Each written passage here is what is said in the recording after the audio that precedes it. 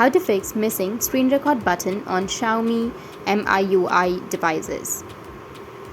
So if you want to fix missing screen record button on your Xiaomi devices, then what you need to do is you just need to simply go with your control center. And as you can see on the control center, in my case, I have a screen recording option.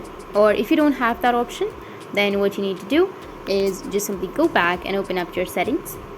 And you need to find screen record. And if you don't find the screen record, then it might not be available on your device.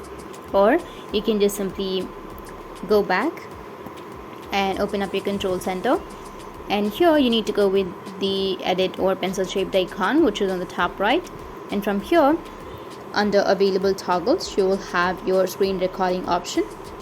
You just need to simply tap on plus and that option will be added on your control center, and go with done, which is on the top right, and that's it.